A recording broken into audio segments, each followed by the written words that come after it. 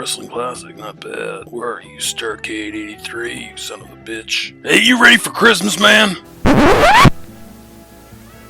No, man. Fucking A, man, the holidays can be rough. Say, is there any specials on the go? Same specials we have all the time, man. $2.99 a night or 7 for $7.77. Captain Lou. Hey, I can't find Kiss Meets the Phantom of the Park. It's right underneath the cars there, man, next to Thin Lizzy. Oh, there it is. Duh. If it were a snake, it would have bit me. $33.76. Try my luck out on this son of a bitch. Anything else? No. 2 packs of Magnums and a pack of bottle caps. God damn, man, you guys still have pledge night out, man. You guys owe us $50. It wasn't me, man. The last thing I rented was Nightmare on Dyke Street, Ream Warriors. Well, it was somebody's. Well, take it to the lab and dust it for blood and semen, man, because I ain't fucking paying for it.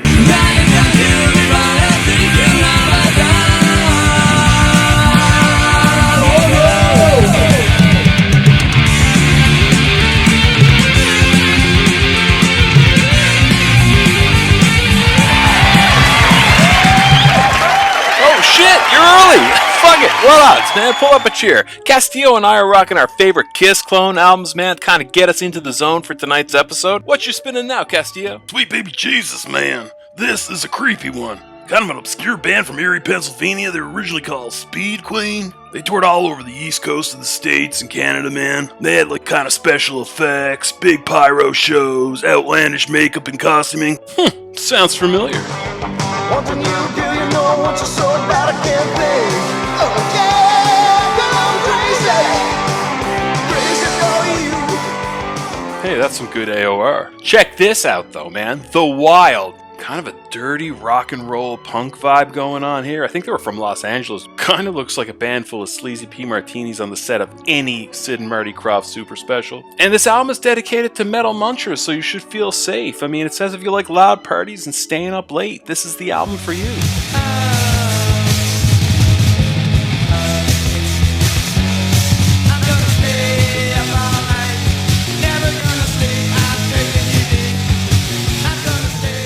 Can't blame a band for trying. First, kind of a little-known band that's infamous in record collecting circles for their attempt at doing a bargain basement Kiss. It's bubblegum glam, and again, it sounds like music that would be on a Sid and Marty Krofft music special. Anyways, they disappeared after this. I don't know, maybe Gene sued them. Yeah, that would be the safe bet. 70s, man, weird. Have you ever had a sweet dream? Then awaken you discover. Alright, enough effing around here, man. We got much to do. You want it the best, you got the best. The hottest band in the world. We got a real special guest returning here with us tonight, too. Mr. Ian Kilpatrick from CAULDRON. Now, for those of you that haven't watched this before, no, this is not Ian and I arguing about the definitive best Kiss albums of all time. No, man, shit went down, your ass is going to hell, and Satan's going to be a bro about it, and he's going to let you pick 5 Kiss albums to take you to the afterlife. You ready, Ian? Yeah. Sarli Zalapski, that's the spirit. I was going to paint my face, man, but my old lady changed the locks to the apartment. I couldn't get access to her makeup kit. Well, we had a heck of a time, man, doing that AC/DC episodes. Man, the kids were calling in saying thanks for saying good things about Flick of the Switch and Fly on a Wall. Tonight we're doing Kiss. What could possibly go wrong? Kiss fans are different, though. It's so true. We're going to be limbed. They're going to get nasty, so... How are you ever going to cope with 55-year-old cosplayers with gout? You're still alive after that whole Pantera fiasco, so... I think I went light on Pantera. You did, yeah. I mean, you know when I get drunk and surly, man, my true feelings about that band. Always. But you gotta understand, man, at the time I had 513 subscribers. Tonight, man, we're up in the 700s. It's devil may care. I just hope the success doesn't change me. Well, man, we're on the edge of our seats. Give us number 5. Well... I'm starting off a bit highbrow here. Oh, shit the bed, man. You're going full boss level right away. Man, you better take us dancing if you want to fuck us like that. Definitely, this had to be in my top 5. I want to spend time with this album. Well, hell's the proper place to do just that. But what a gross, bloated era for, conceptual records. This was Kiss's answer to The Wall. Kiss even attempting to do the wall is about as sincere and believable as Liberace doing an ad for Mark's Work Warehouse. Yeah. I like this kid, man. He's good. Well, I'm just glad that the whole story of the concept, I don't even know what it is. I don't care. Like, I don't even know who plays on this album. And, like, is that really Ace? I don't know. Well, with Kiss, man, when in doubt, the answer is always Bob Kulig. Listening to the songs, though, it sounds like they've got a whole lot more inspiration. Great songs on here. Like, some of them, let's see, Only You. That sounds like a sort of like heavy 70s Rush track. Under the Rose is great. It's got like a nice Thin Lizzy Opium Trail part going on in the middle. Dark Light, the Ace song. Like, I'm a sucker for Ace tracks. A World Without Heroes, the sappy ballad. Oh my god, I remember the first time that I was exposed to that. I was with my grandmother and we were watching the Power Hour after school or something. And World Without Heroes was sandwiched between Megadeth and Death Angel. And I remember it distinctly because the whole time she's watching it with me, she's like, "Oh, Sacred Heart of Jesus, what are we watching?" But when Kiss came on, she's knitting, she's not looking up. She goes, "Oh, that's a lovely one." So I immediately knew this wasn't cool. Aside from all the whatever they were trying to do with the concept and cutting their hair short like their Load era Metallica, the songs are good. I think the songs get overshadowed by the whole failed concept, like it was supposed to be a movie. I got a craving to drink mead all of a sudden. There's a couple stinkers on it, but it's got a lot of replay value. I bet you had a hell of an existential crisis putting this one on your list. And I was back and forth even up until, 5 minutes before we... This album is like a 48-year-old woman who still shops at Forever 21. It's okay to get your jewelry there, man, but them fabrics ain't gonna be flattering on you, baby. So true.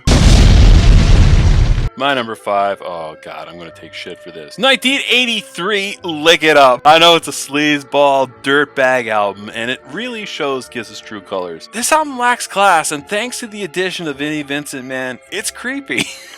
In a good way. I love the live on-air unmasking. When they show their makeup, they show Vinnie Vincent and then cut to If you watch Gene in those videos or any of the other sans makeup Kiss, he looks lost, man. Like the demon has been exorcised. He's naked, he's confused, he's super vulnerable, and he comes off as a sex offender even more than ever. Vinnie writes all the best tunes on here, and Eric Carr is so dependable, man.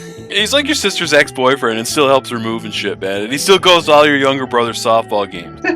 All jokes aside though, man, Vinnie Vincent saved this band. It's just strange to me to go from something as classy and hungry as Creatures of the Night to this garish affair. It's almost self-sabotaging the way that Blue Oyster Cult did with Fire of Unknown Origin, then proceeded to Revolution by Night. I'm being a little quiet because I really have a soft spot for this album. Oh shit, spoiler alert!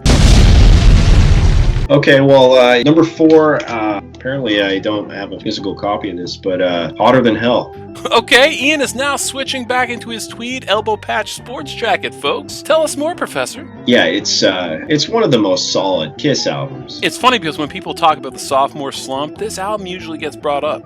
Yeah, it sounds kind of rushed and a bit more low budget than the first album. Production-wise, it's a little murky, but I kind of like that. Yeah, kind of a notorious recording session, but that's never really bothered me, man. The tunes on this one. Yeah, great tracks on it. Parasite, Strange Ways is amazing. Everyone says it's Ace's best solo, if it even is Ace. One of the most solid ones, I think. It sounds like they were really going for it with what they had. Which wasn't much, let's be real. Yeah, apparently not. It was a pretty emotionally and financially tumultuous time for the band. I think they fucking recorded this in a cave in California.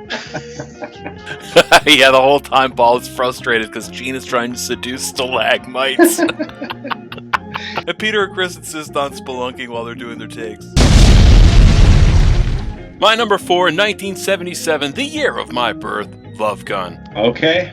I gotta be honest with you, man, this album would be up a hell of a lot higher for me, if not for its militant Chinese restaurant stance that it takes with no substitutions. But, I mean, goddamn, the General Tso, the Hunan beef, all amazing, man. But if you want combo 4, you gotta accept the fact that it's coming with those fatty honey garlic ribs. And let me tell you, man, this album has a hell of a lot of those fatty ribs. Exactly. Undoubtedly a filler album's filler album, but I mean, I Stole Your Love, Love Gun, Shock Me Alone makes up for that Grease Fest, Plaster Caster, and Then She Kissed Me. Yeah, Shock Me saves that album, I think. I love Ace coming in to cobble together his underdog track. But I mean, it's easy for us to like complain about it. I mean, if you think about it, it's 77. This is the Cassidy brothers. This is Andy Gibb. This is Leif Garrett, man. I mean, in comparison, Love Gun really is kind of beneath the remains of that era. I'd go as far as to say I Stole Your Love is probably my top 10 favorite songs of all time. That's a massive selling point. Massive. Alright, so this one... Oh, hot damn, Kisco! Jesus Christ, Ian, man, I feel that we're like 9 minutes away from Hot in the Shade. It's not really a surprising choice, because, I don't know, this album, maybe some people think it's, they're not a fan of the Kisco era. I haven't heard Kisco until before tonight, but disco aside, it's one of their most solid albums. It's not really a surprising choice. I Was Made for Loving You. Take it or leave it. I skipped that. That's like beginning of the Desmond Child era. He co-wrote that. Some of the greatest lap dances in the world happened because of Desmond Sweet Child, man. Church! And some pretty bad cases of the dose, too. Yeah, I don't mind hearing it in the grocery store. But Magic Touch, Save Your Love, Sure Know Something, 2000 Man, Rolling Stones cover. Now, Sure Know Something is a cool song, man, and a very cool video, too. When I check out a band, the first thing that I look at is, number one, is there pink smoke in the video? 2, would I be able to get amyl nitrates at their gigs? And 3, is there a liberal use of silk and mirrors? 4 for 4, check. Just wait for the Tears Are Falling video. Oh my god, that's basically a whorehouse. It's funny because when we were talking about this first, you asked me right off the bat, can we use live albums? And I was like, sure, why not? It's Kiss. But then I thought about it and I'm like, that's really going to take away half the fun. Because you know damn well we're going to pick Kiss Alive 1 and 2. 2 was on my list for sure, but only because all the bonus tracks. And that's kind of a cheat, because that gives us a way to kind of dance around, my whole Chinese analogy with like Love Gun, etc. You're right. Shit, am I the only one that loves Kiss Alive 3? Well, Right. No live albums is why this guy made an appearance. Sure, Ian. Sure. I gotta be honest with you, I'm pretty happy that Elder showed up here tonight, because it also reminded me of that kind of dollar bin Dungeons & Dragons module that no one ever wanted. Heroes Quest. Heroes Quest, the Elder Edition. Alright, so you done pleading your case for Dynasty? Oh yeah, and it comes with a nice little poster. Yeah, it's got 2 Ace songs. I don't think this guy's gonna stop. Ace is clearly your favorite member. I think he's everybody's favorite. Not me. Paul. Oh, yeah. Okay, because the thing is, Ace is my favorite member, but of the solo albums, the Paul Stanley album is my favorite. I'm a Mark St. John man myself. I'm fans of Paul Stanley solo and Mark St. John. Hey man, did you guys know that Jean's woman Shannon Tweed is from Dildo, Newfoundland? Nice segue, Castillo. It's just a shame that they didn't combine some of those songs into just one massive album. I think it would have been classic. Yeah, you'd have one Peter Criss song. Oh man, Peter Criss always takes me back to my time on the set of Eight's Enough, man, doing a hell of a lot of yayo with Adam Rich. Fucking 70s, man. Didn't you bang Diane K too? That's the kind of sugar Papa likes. Well, you're about to look like a fucking silly goose, pardon my language, man. Kiss 1974, the debut. Wow, setting the bar high. Oh, F yeah, man. I mean, look, I always half-heartedly joke that Kiss was Cirque du Soleil for the mentally challenged. And I know it's so easy to flippantly say that in 2020. But think about it, man. Like, think about it. It's 1974. I mean, what was music back then? I mean, if your parents were hip, it was Paul Anka, the Carpenters, ABBA, you know what I mean? Like, Gene Pitney. they got company over, they're gonna do forts on a Valium and listen to Paul Williams singing Rainbow Connection. And I'm pretty goddamn certain everybody knows when Elvis died, when the Challenger exploded, 9/11, Kennedy assassination. When you saw your dad's penis for the first time. Exactly, man. This was a game changer. They were the Star Wars of music. Yeah. They changed how we looked at merchandising, showmanship. Man, up until Kiss and Star Wars, kids listened to the Partridge Family, man. They played with ball and wooden carvings. Some game changers, man. It gave us something physical, something tangible. We could be part of the adventure. I mean, that first album is characterized glam. It's so goddamn hungry, man. It's Kabuki Theater, Alice Cooper, MC5, Marvel Comics, all rolled into one. And fucking Black Diamond on the set of Midnight Special, man. I haven't been moved to tears like that since maybe Kermit the Frog was playing a banjo in the swamps. Alright, well, I knew it. I mean, I could just see because you were being so tight-lipped, right? I could see it in your eyes. I was like, man, this guy has got some shit to say. Yeah, I was trying to remain calm, but Yeah, dude, maybe you don't ever play poker. okay. The whole Vinnie Vincent thing. It seems like Gene was a bit. I'm just kind of getting a vibe from the album, but not too pleased that Vinnie was, writing songs and presenting riffs to the band. But the Vinnie style of riff is like a new sound. They hadn't really gone there before. Well, he's a certifiable madman. Like his riffs are really cool. They're like these sort of one-note riffs. They're not chords. Really catchy, like stop and start one-note riffs. Oh, you can't take it away from him, man. I mean, I feel that he is a completely underappreciated, talented sociopath. Great. Some really great songs.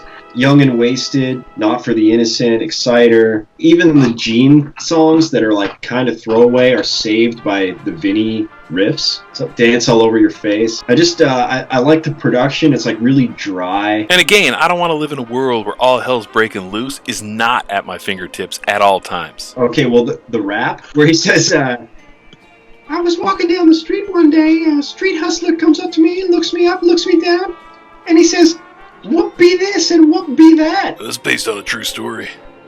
And that wouldn't fly today, I can tell you that. I mean, it's like what we said earlier. I mean, where we didn't know who was playing on the album, whether it was Ace or not. You really don't need Man Tracker to tell you, there's a change of personnel on here. Vinnie leaves pretty deep tracks. Well, that's the thing. It's like, at this point, who fucking cares who's on the album? It doesn't matter anymore. Oh, I know. It's like, who played Jason Voorhees in Part 6? But yeah, Kiss likes to write songs about destruction and mayhem. Vinnie Vincent is destruction and mayhem. Like, in the Kiss universe, he is a Bond villain. When he's restrained, he is a sight to behold, man, a true talent. But I can't listen to Vinnie Vincent Invasion, man. It's too unhinged. It causes me anxiety. Like, I had to eat half a pack of Tums just to listen to side A of the first one. The music video, Boys Are Gonna Rock, is over the top. It's like what Nitro wanted to do, but couldn't afford to do. They're on angel dust there, right? Don't give me that Coke shit, all right? Coke doesn't do that to you. Like, I'm not going to sit here and allow you to besmirch the name of cocaine. This is PCP decisions. That's what Vinnie V is all about. But I mean, I firmly do believe that he was the savior of Kiss. And I know that there's some Kiss fans out here, the 11 of them that watch the show, they're losing their shit right now. But kids, you got to face facts, man. It is science. Like, I don't want to get too educational here, but did you guys know that he wrote songs for Happy Days? No, I didn't know that. Well, there you go. And more useless bullshit to come. And where were we? Was it my number 2? All right, this almost made my number 1. There it is. 1982, Creatures of the Night. Definitely Kiss's Crossroad album. They're desperate to make up for the mistake of Dynasty, Unmasked, Music from the Elder, Kiss's path to hell, essentially. Their backs were against the wall. It's a dark time for the band. Had to sever ties with long-term manager Bill O'Coin, who was essentially a drugged-out shell of a man at this point. And Vinnie Vincent, again, let me say it, an ill-fitted savior. God damn, man, he's talking about management now. That's why I didn't know if I was cut out for this Kiss discussion. What? It's relevant. So is their accountant, man. Doesn't mean anyone wants to hear about it. I don't give a care. Clearly the band was living in the shadow of their glory years, so something drastic had to happen, and to just strip it down to their hard rock roots just wasn't enough. They had to go soup du jour, full metal. There's an airy vibe to this, and Eric Carr finally is let loose. This is what he signed on for. I'll go as far as saying that this is his album. Eric Carr shines. It's also strange too that the Gene Simmons songs are actually better than Paul's on this one. Super catchy riffs and just the right amount of cheese. Even fucking Bryan Adams is brought in on this one. He co-wrote War Machine with Gene Simmons, allegedly. No, it wasn't it. No, it was War Machine. I don't know about that. Look it up. You look it up. Oh yeah, I'm running the show. I forgot. Oh, we'll see. Melissa! Yes, BBQ? Did fucking Bryan Adams write War Machine? Because Ian's being a dick and says no. Creatures of the Night is the 10th studio album by American rock band Kiss. Oh, for fuck's sake, she's turning into a Wikipedia YouTuber. Released in 1982, it was the band's last album supply for records. The only label Oh, shut up, Melissa, for fuck's sakes. I'm telling you, man, you're gonna owe me a 7-Up. It's not War Machine. Fucking Protestant, man. It's War Machine. You're poisoned in your mind. It's rock and roll hell. Deceiver. Oh, wait, It's Rock and Roll Hell and War Machine. War Machine and Rock and Roll Hell were co-written by Fuck Gene off, Simmons Melissa, you and nickel Canadian tits. song Fuck You Too. Do you think Gene was in full demon makeup sitting around a baby ground with Brian Adams writing war music? I'm also a huge fan of the old switcheroo that they did with Ace and Vinnie Vincent on this one. Like, they're on total damage control. It's like, no, this is Ace, baby! But fans could smell that bullshit coming a mile away, man. Because this was a disastrously embarrassing tour for them. Empty stadiums, man, but it was a real comeback album. But at that point, it's the heaviest thing they did, right? Are you a fan of the Sans makeup kiss? That's a tough one. I'm not really a fan of like the whole Desmond Child era, Michael Bolton, you know. Hey, Ian, let me ask you this. Is it still a threesome if you have sex with a Siamese twin? Ian, I'm so sorry, man. It is, for fuck's sakes. No way, dude, man. There's only one cha-cha. And I remember Marlene just sat there uncomfortably like she wouldn't have any part of it. Donna was a freak. Speaking of creatures of the night. Thanks for tying that together. They like to bang the Michael Bolton is all. You're not gonna like this. You trying to tell me you're going to edgelord on your number one? This album has a lot of replay value for me. What? No. No. What's your hell, man? It's your hell. Man, you're going to have to forgive me here, man. It just feels like I'm 13 again, and I'm just finding out that my friend is gay, or when, like, Artax died in the swamps of sadness. What? I accept it. I'm going to support it, but I need to process this a bit. It's too much. Okay, hear me out. The way you just said, hear me out, that is the exact thing someone says when they're about to say, I'm not racist, but... Some amazing songs on this album, though. This has to be in, like, Gene's top 5 songs. Naked City. It's so good. Tomorrow, What Makes the World Go Round, Easy As It Seems, Is That You? I even like Shandy. I'm still in shock. It's not hot in the shade. I don't hate this album. For the record, it's just that it's your number one. It's the one that I'm always throwing on. I don't know why. What you've done to some of our viewers tonight is precisely why when the actor who plays Goofy at a Disneyland resort, he wants to take a smoke, he does it in a designated zone, out of sight. What you've done is you've taken the head off, you lit up a cig right in front of a bunch of traumatized kids on the teacup. That's what your ass did. I mean, I was kind of dreading unleashing that one on you, but Look. come on, man. Listen, we like what we like. I see. I don't understand how Lick It Up got a, but Unmasked. No way, man. Lick It Up is a sex predator, okay? Unmasked is a fucking victim on an episode of SVU. Okay, what if I'd said Carnival of Souls? I would have hung up and fucking looked through the yellow pages and picked some poor bastard Judd Nelson relentless style, man. And say, hey, man, you want to do a kiss show? Because the last guy, he shit the bed. Alright, kids. Gather around the flame, because this is how it's done. Fucking Gucci underwear, mousse in the hair, Sears catalog exclusive Pierre Cardin sweater, my number one, Hotter Than Hell, 1974. You didn't see that coming, did you? No, I did not see that coming. Now, I remember finding this in a stinking old antique shop. It was mixed in with a bunch of K-Tel comps, Stars on 45, Smurf records, but next to a pile of 70s Penthouse. Is it penthouses if it's plural? Anyway, I always knew who Kiss was, but to me, Kiss was like pretty much a 70s band, and that shit only existed on old yellowing posters on your friend's older brother's wall when he moved away to college, you know what I'm saying? Anyway, I bought it as kind of a buffer for the 3 penthouses I wanted to buy. See, my logic was that the seller would never think that no underage 80s kid would ever be listening to 70s Kiss. And bingo, it worked. Funny because I always thought that Muddy Cave sound that they had was just because my record was trashed and I was playing it on an incredible Hulk turntable. I think this is a murky masterpiece. You can hear the misery in the grooves, self-doubt, panic, miserable New Yorkers in California. They're just resenting the sun, homesick, the producers are on drugs, but strange ways, going blind, so good. And again, that murky production, I genuinely believe they tried to sound like they did live. Ace's playing really brings me to tears sometimes, if not for only the lost talent and potential that only drugs, booze, and fame can really do. Oh, thank God that's over, man. Can we now please watch Kiss Meets the Phantom? That actually sounds like an amazing idea. Ian, I want to thank you so much for doing this, and thanks to you guys for hanging in there with us. Now, before you rip us apart, gang, we insist that you put down your 5 Drag Me to Hell Kiss songs. Till next time, I love you, Ian. Go to hell.